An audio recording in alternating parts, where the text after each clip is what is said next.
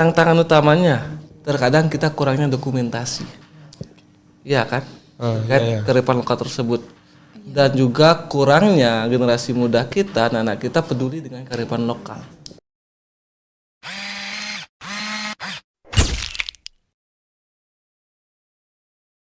Om Swastiastu. Assalamualaikum warahmatullahi wabarakatuh. Shalom, namo buddhaya, salam sejahtera untuk kita semua dan salam harmoni. Halo sahabat semua, di sini saya Wisnu dengan rekan saya Ayu Hartini akan mengajak kalian bersama-sama mendengarkan informasi menarik dari seorang narasumber yang dimana narasumber yaitu Bapak Inyoman Harimukti Dananjaya dengan riwayat pendidikan S1 Teologi di IHDN Denpasar pada tahun 2017, S2 Brahma Widya di IHDN Denpasar tahun 2019, dan S3 Teknologi Pendidikan di Universitas Pendidikan Ganesha. Nah, beliau memiliki hobi menulis, membaca, dan berhitung. Beliau lahir di Klungkung 20 Juli 1995. Nah, beliau juga pernah menerbitkan sebuah jurnal terkait kearifan lokal pedagogik. Nah, tanpa berlama-lama lagi, kita langsung saja menyapa beliau. Halo Bapak. Oke, terima kasih atas undangannya ke sini. Itu selamat sore rekan-rekan semua mungkin yang hadir di sini dan juga hadir melalui Facebook atau yang lainnya itu secara live gitu. Di sini saya memperkenalkan diri lagi, itu saya sebagai pelaku kearifan lokal itu sendiri, baik itu budaya dan kesenian itu. Saya juga kegiatan saya di rumah sehari-hari yaitu mendidik generasi-generasi muda terkait kearifan lokal. Ini salah satunya adalah dunia seni pertabuhan atau dunia seni gamelan Bali gitu. Baik Bapak, terima kasih atas perkenalan dirinya. Sebelumnya di sini apa kabar Pak?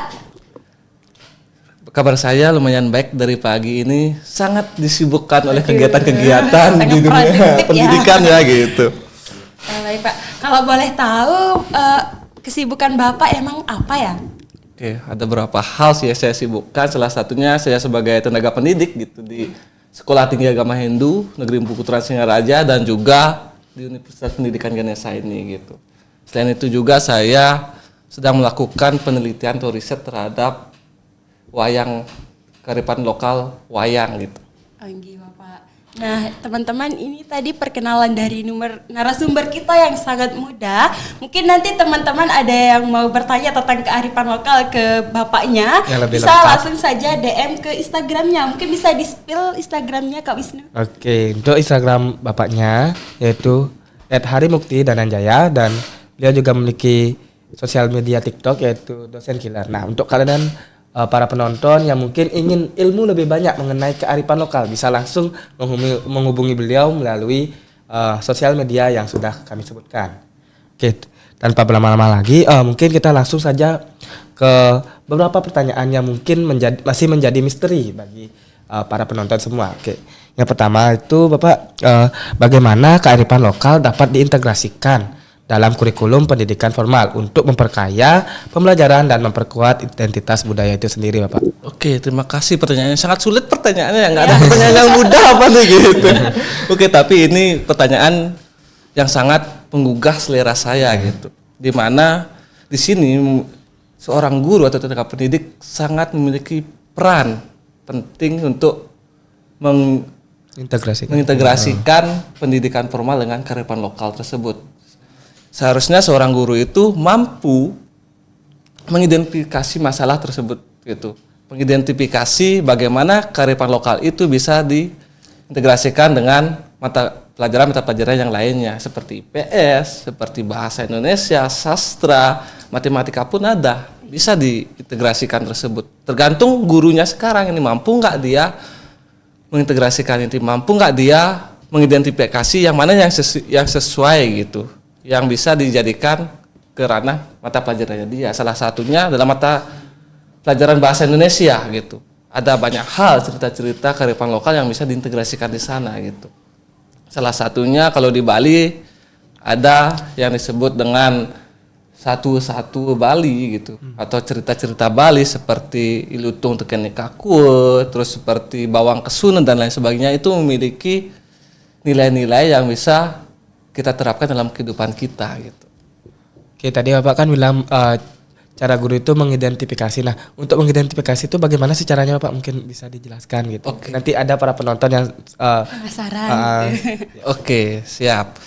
Cara mengidentifikasi tersebut, pertama kita harus tahu dimensi dari mata kuliah kita atau mata pelajaran kita gitu. Kita harus tahu terlebih dahulu dimensinya apa gitu, tujuannya apa gitu. Setelah itu baru ke indikatornya. Indikator dari dimensi ini apa? Setelah itu baru kita menyesuaikan dengan kearifan lokal kita. Ini masuk nggak ke dimensi mana? Ini masuk nggak ke dimensi macam? Misalnya pendidikan agama dan tata susila atau etika kan?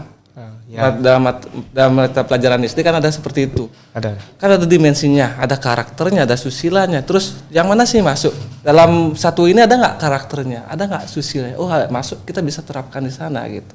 Itu yang kita bisa lakukan itu. Terus kalau di Bali kita mengenal namanya Deng-aden awak bisa gending Bali gitu. Itu bisa dimasukkan. Ada nilai-nilai karakternya itu bisa dimasukkan ke ranah mata pelajaran pendidikan agama dan budi pekerti gitu. Baik Bapak. Tadi kan ada banyak sekali contoh di mana kearifan lokal telah berhasil diterapkan dalam pendidikan dan memberikan dampak yang positif. Nah di sini saya mau bertanya, bisa nggak Bapak memberikan beberapa contoh konkret penerapan kearifan lokal yang telah berhasil meningkatkan kualitas pendidikan di beberapa daerah di Indonesia, khususnya di Bali? Oke. Kalau di Bali sendiri, yang pertama adanya budaya dan bahasa Bali kan. Itu yang kita dapat setiap di SD, SMP, SMA pasti dapat kan gitu. Itu yang kita dapat. Itu salah satu contoh yang sudah konkret dilakukan dalam dunia pendidikan. Ada lagi yang ekstrakurikuler. Ya kan? Banyak sekali ekstrakurikuler yang bisa kita ambil, menggambel salah satunya, ada seni tari dan lain sebagainya. Di sana juga kita bisa menerapkan bagaimana kita mencari makna-makna filosofi dalam gamelan. Ada bagaimana mereka berbeda-beda tapi bisa bersatu menghasilkan suatu hal yang sangat indah gitu. Itu kita apalagi Indonesia kan berbagai banyak suku, berbagai banyak agama dan ras kan. Sangat beragam. Itu bisa contoh dari gamelan tersebut. Kok bisa? Kenapa kita enggak gitu. Itu salah satu konkret yang dilakukan pemerintah Bali gitu. Itu hal yang sudah berhasil. Ya, yang sudah berhasil. Nah, ini kan Bapak tadi sebagai seorang tenaga pendidik. Nah, mungkin menurut Bapak apa sih peran guru dan pendidik dalam mengajarkan nilai-nilai kearifan lokal kepada siswa? Nah, sampai itu juga bagaimana cara melatih para siswa itu mengembangkan keterampilan yang mereka miliki. Oke, peran guru ini sebagai mediator sebenarnya. Sebagai mediator sama seperti tenaga pendidik yang lainnya adalah kalau sekarang dikaitkan dengan teori konstruktivisme kan? Bagaimana mahasiswa atau peserta didik mengonstruksi pengetahuannya sendiri, yaitu si tenaga pendidik ini memberikan sebuah hal sehingga tidak secara lengkap diberikan gitu. Sehingga nantinya si peserta didik ini berusaha mencari apa sih yang dibilang gurunya dengan apa, dengan memberikan tugas praktek, ya kan? Atau proyek yang diberikan. Seperti kalian ini hari ini kan proyek diberikan oleh dosen kalian, bagaimana kalian agar belajar sendiri bagaimana terkait menceritakan sendiri ya.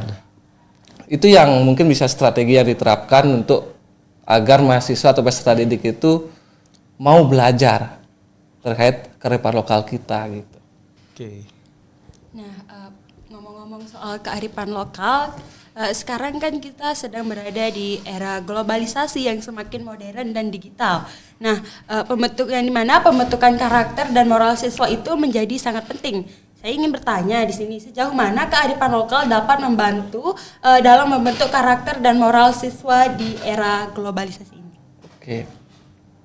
Ini lumayan urgensi sekali ya, bagaimana ketika kita lihat teknologi yang sekarang itu canggih, banyak media sosial yang menayangkan konten-kontennya itu, akan tetapi sedikit konten yang bermanfaat untuk kita ya kan. Kita lebih cenderung suka menonton konten yang seperti apa? Yang menghibur ya kan pasti gitu. Jujur aja saya juga kalau nemu konten-konten yang seperti kearifan gitu kebanyakan di skip pasti kan. Terkait pendidikan juga di skip nggak gitu? Terkait pendidikan ya, skip. Tergantung kebutuhan, kalau merasa lagi butuh saya tonton sampai akhir, tapi kalau ngerasa lagi nggak butuh saya skip gitu.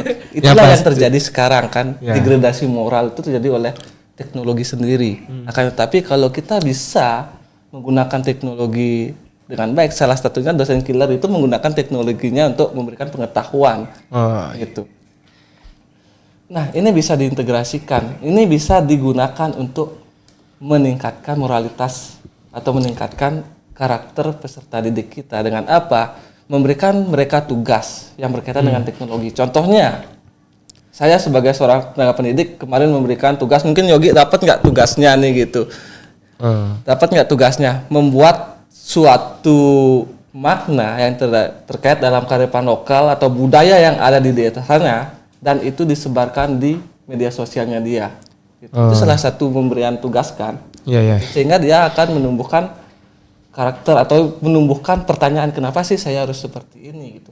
Kenapa sih harus seperti ini? Sehingga orang tuanya pun kemarin ada yang gini ke saya, WA saya, "Pak, kenapa nggak sering-sering diberikan tugas seperti ini gitu, agar anak saya rajin sembahyang, rajin dan lain sebagainya gitu." Kan bisa karena karakter itu akan terbentuk oleh kebiasaan, ya kan? Kalau kita biasa menonton konten kreator yang memberikan pendidikan, edukasi, kita biasa melakukan terkait meneliti atau menelaah terkait kearifan lokal kita itu memiliki filsafat yang sangat luas sekali. Ada dari segi ekonomi, segi lingkungan, segi karakter ada. Contohnya Induksa sendiri menggunakan kearifan lokal Bali kan? Dalam visi misinya kan? Tahu nggak apa tuh? Trihita Karana. Oh iya kan? Trihita Karana. Itu salah satu kearifan lokal yang memiliki falsafah yang sangat luar biasa gitu. Jangan sampai Trihita Karana ini atau filsafah kita hanya menjadi sebuah teori, tapi bagaimana kita mampu merealisasikan itu yang terpenting. Jangan sampai dosen dengan mahasiswa saling judesin dan lain sebagainya kan. Mana Trihita Karananya hubungan manusia dan manusianya kan. Manusia kan manusia. Bagaimana kita sebagai mahasiswa memiliki etika kepada guru dan lain sebagainya itu. Mungkin itu bisa dilakukan gitu. Oke, tadi kan Bapak mengatakan dosen killer itu memanfaatkan sosial media untuk berbagi informasi tentang berbagai pendidikan. Pendidikan. Oke, nah mungkin Bapak tadi kan mengenai pendidikan. Nah, sekarang mungkin bagaimana teknologi dan media sosial itu bisa dimanfaatkan untuk melestarikan serta menyebarkan kearifan lokal dalam konteks pendidikan itu, Bapak. Oke, sangat bisa ya. Kalau kalian jeli melihat teknologi sekarang, saya bisa main gamelan dari HP saya. Oh iya, mungkin ada bisa aplikasinya. ditunjukin Pak. Tapi nggak ada aplikasinya di sini gitu. Karena memori saya penuh nih gitu. HP yang sangat berat soalnya ini gitu. Dan banyak sekali ada gamelan itu. Kalau nggak salah anak isi yang menciptakan aplikasi itu gitu untuk gamelan, bisa gamelannya pun ada gender dan lain sebagainya itu ada di sini gitu. Terus juga peran kalian ini yang sangat penting, teknologi pendidikan kan kalian kalian bagaimana harus mampu menciptakan tentang atau membawa kearifan lokal ini ke media pembelajaran, baik itu ke animasi dan lain sebagainya kan. Berbasis teknologi. Salah satunya kalian tahu Facebook Celuluk nggak? Atau Bululuk itu kan? Benar. Itu membuat animasi, dengan animasi kan terkait pendidikan kearifan lokal kita. Itu bagaimana mereka menyampaikan itu bisa diintegrasikan gitu. Itu pemanfaatannya. Bagaimana kita berusaha membuat konten-konten atau karakter-karakter yang unik untuk mengembangkan ini. Itu ada augmented reality. Oh iya. Ya kan? Ada. Sekarang saya lagi project itu sama teman saya membuat karakter wayang dengan augmented reality, memperkenalkan itu gitu. Itu bisa digunakan untuk mata pelajaran seni budaya gitu. Itu penggunaannya gratis apa berbayar ya Pak kalau boleh tahu? Rencananya sih gratis gitu. Gratis, ya, tapi sangat sulit sekali. saya sampai pusing nih kalau bisa rontok-rontok ini rambut saya membuat itu gitu. Semoga bisa berjalan lancar gitu bagaimana saya sebagai generasi muda yang menerima juga modernalitas gitu, menerima adanya teknologi masuk, menerima adanya budaya luar masuk, tapi saya berusaha juga menggunakan itu untuk memperkenalkan budaya kita. Salah satunya adalah seniman bocah kan. Oh iya. Dia menggunakan teknologi untuk memperkenalkan desain-desainnya yang tentang Bali gitu, ukiran Bali dan lain sebagainya kan. Itu salah satu yang bisa digunakan untuk kita memanfaatkan teknologi dalam memperkenalkan kearifan lokal kita gitu. Baik, tadi kan kita sudah mendengar penjelasan dari narasumber kita mengenai kelebihan dari kearifan lokal, cara pemanfaatnya, apa sih kelebihannya jika kita mempelajari kearifan lokal tersebut. Nah, di sini saya ingin bertanya kepada Bapak narasumber kita. Tadi kan di dalam integrasi kearifan lokal itu pasti akan menghadapi beberapa tantangan. Nah, menurut Bapak apa sih tantangan utama yang dihadapi dalam mengintegrasikan kearifan lokal ke dalam sistem pendidikan nasional dan bagaimana cara mengatasinya, Bapak? Oke, siap. Terima kasih atas pertanyaannya. Sangat sulit sekali ini nih. Semakin malam pertanyaannya semakin sulit ya gitu. Oke. Adrenalin. Tantangan utamanya terkadang kita kurangnya dokumentasi. Iya kan? Kearifan lokal tersebut. Dan juga kurangnya generasi muda kita, anak-anak kita peduli dengan kearifan lokal. Kurang peduli gitu. Iya. Kurang kadang-kadang saya sendiri mengalami. Saya melakukan pementasan wayang gitu dengan seke saya, dengan geng saya, dengan sanggar saya. Yang menonton anak kecil tuh jarang yang menonton. Palingan orang-orang tua aja yang menonton. Mereka lebih suka dengan gadgetnya sekarang. Ya kan? Main game dan lain sebagainya gitu. Dan juga cara mengatasinya ini dengan cara memberikan game kayak tadi kan. Ada game gamelan di HP, ada augmented reality yang kita bisa kenalkan bagaimana bentuk karakter wayang, salah satunya bagaimana bentuk ukiran Bali, bagaimana terkait tradisi di Bali. Ada salah satunya saya berasal dari kecemasan saya di desa saya, anak mudanya banyak yang tidak mengetahui atau tidak paham dengan tradisi yang dia lakukan gitu. Ya cuma sekedar ikut aja gitu sih, tidak memperhatikan nilai filsafatnya di mana itu, sehingga saya berpikir harus mengangkat itu dalam skripsi saya dengan terus tesis saya, dan juga itu dikembangkan oleh kebetulan keponakan saya ngambil kemarin terkait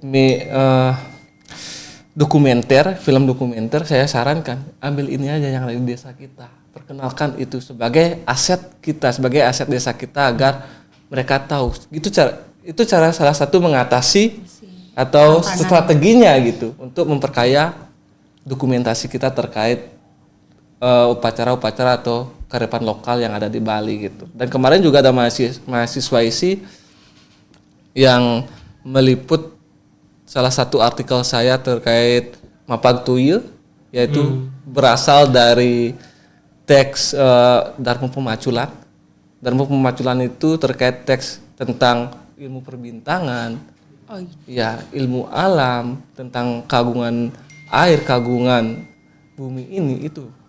Sehingga saya sangat setuju sekali dan saya apresiasi mereka untuk mau mengangkat itu sebagai film dokumenternya gitu.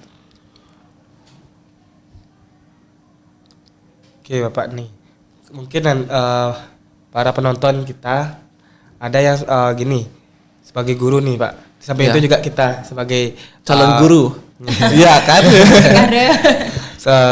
Sebagai gini, kuliah di teknologi pendidikan, kan pasti kita belajar mengenai kurikulum nih Pak. Nah mungkin gimana sih Pak kurikulum pendidikan itu dapat disesuaikan untuk mengakomodasi variasi kearifan lokal yang ada di berbagai daerah di Indonesia nih kalau Pak.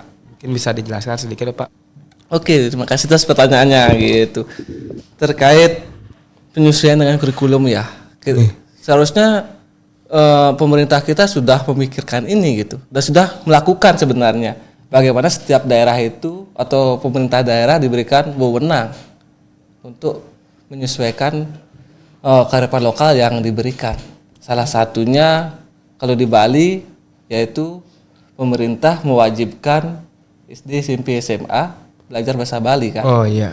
Terus ada juga saat Purnama Tilam hari Kamis. Contohnya hari Kamis kalau di Bali kan menggunakan pakaian adat atau pakaian adat, ya kan. Itu untuk memperkenalkan kebudayaan kita gitu. Kalau mungkin di Lombok, Artati kan dari Lombok nih. Iya Pak. Ya kan, di sana ada nggak terkait bahasa Lombok, mungkin ada bahasa Sasak? Ya bahasa Sasak. Berarti pemerintah sudah melakukan itu kan, bagaimana mengintegrasikan, bagaimana pemerintah diberikan kewenangan atau pemerintah daerah diberikan kewenangan untuk memperkenalkan budayanya masing-masing gitu.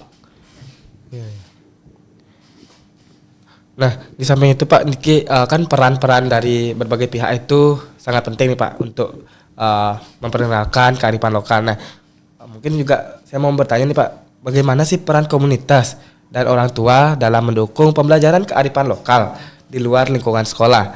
Nah, bagaimana juga kerjasama ini dapat bisa dioptimalkan gitu Pak? Oke, ini yang saya lakukan nih. Saya sudah melakukan mengimplementasikan hal ini ya, terutama untuk di desa saya gitu. Saya menjadi seorang sarjana, bagaimana saya harus mampu mentransfer pengetahuan saya kepada anak-anak di desa saya gitu. Itu sebagai cikal bakal saya membuat suatu komunitas sanggar seni di desa saya gitu, untuk memajukan desa saya dalam bidang kesenian gitu. Nah sebenarnya saya ini atau komunitas-komunitas yang lain yang terkait dengan kesenian, kearifan lokal lainnya memiliki peran yang sangat penting. Karena kalau di sekolah kan tidak begitu dalam diberikan kan. Benar. Kadang-kadang hanya lewat berapa SKS sudah selesai kan. Tapi kalau di sanggar-sanggar, contohnya di sanggar saya pribadi, mereka harus disiplin.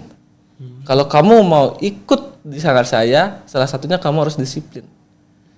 Latihan jam 6:30, jam 6 kalian harus sudah ada di lokasi. Saat latihan nggak usah main HP. Ketika sudah istirahat silakan. Itu yang saya lakukan. Sehingga mereka terbiasa untuk menjadi kebiasaan tepat waktu gitu. Secara tidak langsung kita akan mendidik mereka untuk disiplin, mendidik mereka memiliki karakter yang baik, mendidik mereka memiliki karakter yang sabar gitu, tidak egois. Contohnya dalam bermain gamelan kan, kalau salah satunya egois, dia mementingkan dirinya sendiri, tidak akan terjadi harmonisasi. Bagaimana mereka harus bersama-sama memiliki perasaan yang sama di sana. Saat bunyi suaranya keras, ya kita kerasnya sama-sama. Ketika volumenya dikecilkan, kita harus memiliki kesamaan perasaan juga gitu. Bagaimana kita harus bisa mengontrol diri kita, sehingga kita tidak melihat bahwa aku yang paling gini gitu. Itu salah satu yang saya lakukan gitu dalam memperkenalkan dan juga dalam membentuk karakter peserta didik saya di sanggar saya gitu. Terus yang kedua adalah orang tua ya kan? Ya, benar Pak. Orang tua memiliki peran juga. Bagaimana orang tua memperkenalkan terkait mitos-mitos bisa gitu. Salah satunya jangan duduk di bantal dong. Nanti bisulan. Iya kan? Kak, berarti hampir seluruh Indonesia tahu dong. Tahu, Bali tahu ya kan? Itu salah satu pendidikan karakter yang diberikan sama orang tua kita. Ya kan? Terus jangan jangan nyapu malam-malam gitu. Pamali gitu. Jangan potong kuku malam-malam. Pamali ya kan? Itu kita dididik kalau malam-malam potong kuku nggak kelihatan kukunya, nanti bisa luka gitu. Begitupun juga jangan dudukin bantal. Itu intinya jangan sampai kita menaruh kepala kita di pantat kita gitu. Berbeda posisi, berbeda tempat, kita harus mengetahui itu gitu. Itu dari orang tua, dari rumah. Kalau dari dunia pendidikan gitu. Nah, bagaimana sih cara koordinasinya atau kolaborasi ini dunia pendidikan dengan komunitas-komunitas yang ada di luar? Salah satunya kalau di Beleleng komunitas Mahima kan, kalian tahu komunitas Mahima? Dia memperkenalkan budaya lokal gitu. Bagaimana mengintegrasikan, mereka memiliki kerjasama dengan kampus-kampus, kerjasama dengan pemerintahan, itu sangat luar biasa. Ini yang harus dilakukan sebenarnya gitu. Dan juga kalau kalian mau lebih tahu lagi, kalian bisa datang nanti ke SLF Singaraja Literatur Festival itu pada bulan Agustus. Itu Mahima, itu nasional. Itu terkait tentang yang saya bilang tadi, kesusastraan Bali, Dharma Pumacul, bagaimana kita memuliakan air, memuliakan tanah dan memuliakan alam ini gitu. Itu yang dibahas di sana. Bisa seperti itu. Dan juga kita membuat kerjasama secara kolaborasinya ini, kita bisa ngadakin MOU bagaimana misalnya si sekolah ini ngadain MOU dengan salah satu komunitas yang ada di desa tersebut gitu. Misalnya kalau di SD di desa saya biasanya mengundang anak-anaknya atau mengusulkan anaknya masuk ke sanggar saya gitu. Oh iya. Bisa juga setiap hari Sabtu ada ekstrakurikuler. Ada dari pembina dari sanggar saya masuk ke sana untuk memberikan mengisi di sana gitu. Baik itu secara praktek maupun secara teori gitu. Baik Bapak. Tadi saya sangat tertarik ketika Bapak menjelaskan mengenai didikan orang tua. Nah, tadi kan Bapak sempat menyinggung mengenai hal-hal yang tidak boleh dilakukan, nanti gini-gini. Sebenarnya saya sampai sekarang itu masih penasaran. Mungkin bukan saya aja yang penasaran karena belum tahu, tapi teman-teman yang lain juga banyak kayaknya yang belum tahu ya. Kenapa orang tua itu kalau ngelarang kita misalnya nggak boleh dudukin bantal nanti bisulan, tapi enggak gitu aja, nggak boleh potong kuku malam-malam gitu. Pas kita tanya kenapa, dia bilangnya pamali aja. Sedangkan dulu kan pas masih kecil itu kita masih belum paham apa sih pamali, kenapa gitu, apa alasannya. Kita jadi kayak pengen tahu tapi nggak dapet jawabannya gitu Pak. Mungkin Mbak bisa kasih tahu sedikit. Terima kasih atas pertanyaannya kembali gitu. Nah, inilah kepintaran orang tua kita. Menurut saya sendiri ya, ternyata mereka sudah menerapkan teori konstruktivisme, sehingga kita semakin penasaran kan, kok nggak dikasih, sehingga kita menggali kenapa sih. Kadang-kadang kita melakukan riset sendiri nggak? Iya benar Pak. Pernah nggak? Kok nggak bisa didudukin bantalnya? Pasti kita mencoba dudukin sendiri kan? Bener nggak bisul? Itu kan kita melakukan riset kan? Riset, enggak, berarti kita di sana berpikir kalau nggak bisul berarti kan ada sesuatu hal yang lain, sehingga kita menggali apa sih yang harusnya dijalankan. Tanpa kita sadari orang tua kita sudah melakukan teori konstruktivisme untuk kita sendiri gitu. Ini yang saya kagumi dari leluhur kita. Saya pun sarjana S1, S2 sampai S3 tidak bisa menciptakan teks sastra seperti leluhur saya dulu gitu. Saya sangat kagum dengan mereka. Betul sekali ya. Ada lagi yang lainnya? Atau mungkin yang belum diginikan, yang belum serak gitu? Dari saya sih udah cukup. Mungkin dari rekan saya juga udah cukup sih Pak. Mungkin nanti buat teman-teman ya yang masih memiliki pertanyaan terkait mengenai kearifan lokal bisa langsung menghubungi Bapaknya melalui sosial media Bapaknya, yaitu yang Instagramnya Hari Mukti Danam Jaya dan TikToknya Dosen Killer. Nah, mungkin ada beberapa teman-teman di sana yang memiliki pertanyaan-pertanyaan yang lebih menarik dari pertanyaan kita berdua. Gitu. Nah, baik Bapak, setelah tadi kita bertanya mengenai beberapa kearifan lokal, terus Bapaknya sudah menjelaskan dengan sangat detail dan kita sudah paham mengenai pertanyaan-pertanyaan yang sudah kita ajukan di sini. Saya mohon izin untuk menyampaikan kesimpulannya. Jadi berdasarkan wawancara yang tadi sudah kita lakukan, pentingnya integrasi kearifan lokal dalam pendidikan formal telah dijelaskan dengan berbagai cara seperti tadi. Nah, integrasi ini tidak hanya memperkaya pembelajaran dan memperkuat identitas budaya, tetapi juga memberikan dampak positif yang konkret seperti yang terlihat di Bali. Nah, peran guru dan pendidikan itu sangat krusial dalam mengajarkan nilai-nilai kearifan lokal dan melatih keterampilan siswa. Di era globalisasi, kearifan lokal membantu membentuk karakter dan moral siswa, sementara teknologi dan media sosial bisa menggunakan untuk melestarikan dan menyebarkan kearifan lokal. Kemudian tantangan utama dalam integrasi ini termasuk penyesuaian kurikulum dan dukungan dari komunitas serta orang tua yang memegang peran penting dalam pembelajaran di luar lingkungan sekolah. Tadi juga Bapaknya sudah menjelaskan mengenai tantangan utama dalam penerapan kurikulum ini, yaitu mengenai keterbatasan dokumentasi ya. Mungkin rekan Wisnu mau menyampaikan sesuatu. Kalau dari saya itu saja. Jadi buat rekan-rekan semua, solusi untuk memperkenalkan kearifan lokal yang kita miliki itu lebih banyak mendokumentasikan apa yang kita miliki. Nah, sehingga nanti masyarakat luas itu lebih mengetahui apa yang kita miliki dari segi budaya, makanan ataupun apa yang masuk ke kearifan lokal seperti itu. Oke, mungkin sudah cukup mengenai pertanyaan-pertanyaan kami. Terima kasih Bapak atas waktu yang Bapak. Sebentar dulu rekan Wisnu, mungkin dari bapaknya ada memberikan saran atau kesan-kesannya selama wawancara pada hari ini. Closing statement ya. Iya. Closing statement dari saya gitu. Kita sebagai generasi muda, Gen Z, saya juga Gen Z kan gitu, kelahiran 2000.